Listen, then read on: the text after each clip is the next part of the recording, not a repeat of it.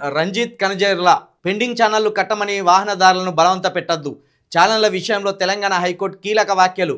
Pending ఛానళ్లు కట్టాలని bike keys లాక్కొని బలవంత పెట్టొద్దని, స్వచ్ఛందంగా చెల్లిస్తేనే వసూలు చేయాలి. ముఖ్యమంత్రి స్టేట్మెంట్ ఇచ్చినంత మాత్రాన బండ్లాపి లేకపోతే అక్కడికక్కడే కీ గుంజుకొని లేకపోతే వాళ్ళ ఇళ్ళకు పోయి వాళ్ళ డోర్లు కొట్టి అవి చాలాన్లు కట్టండి అనే హక్కు ఎవడికి లేదు. ముఖ్యమంత్రితో సహా ఎవడికి లేదు. జిఎస్టీ తెచ్చే క్రమంలోనే పార్లమెంట్లో బిల్లులు చేసిన తర్వాత, పార్లమెంట్లో చట్టాలు చేసిన తర్వాత, అది చట్టరూపం దాల్చిన తర్వాత అప్పుడు జిఎస్టీ వేసింది.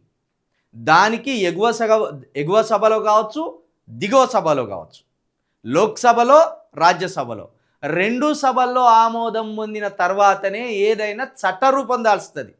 చట్టరూపం దాల్చినాక అప్పుడు దాన్ని అందరూ ఫాలో కావాలి, దాన్ని అమలు చేయాలి.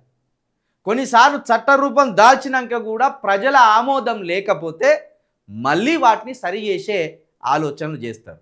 అలాంటిది ఎవడో ఈకగాడు తోకగాడు ఓ సభలో నిలబడి కట్టకపోతే ఇండ్లకు పోయి గుంజుకరారి అక్కడనే ఆపి బ్యాంక్ అకౌంట్లను జత చేసి ఆటో డెబిట్ చేయండి అంటే ఇదేం గుడ్డి సమాజం కాదు, వెర్రి సమాజం కాదు. నువ్వు ఆడుతున్న ఆటలను చూస్తూ ఊరుకోవడానికి అమాయకమైన సమాజం కాదు. కొంత తలపోగరు ఎక్కిందానే తీసి ఈడ్చి కొడితే మూలకు పడినారు మహా నాయకులు. నువ్వెంత చాలాన్లు కట్టవలసిందే, చాలాన్లకు ఆటో డెబిట్ చేయవలసిందే అంటే ఎవడు అయ్య తాత జాగిరి ఆస్తులు గుంజుకొని బతుకుతలేరు, కాయ కష్టం చేసి బతుకుతాను. కాబట్టి అలా కోర్టు కూడా సురకలేసింది, సురకాలు.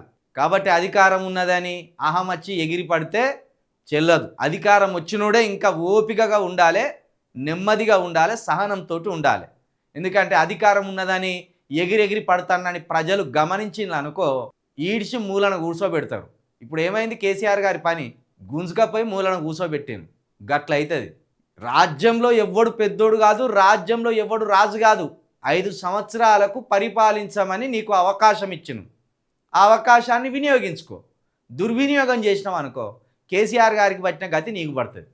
అది మంచిగా గుర్తెరుగు.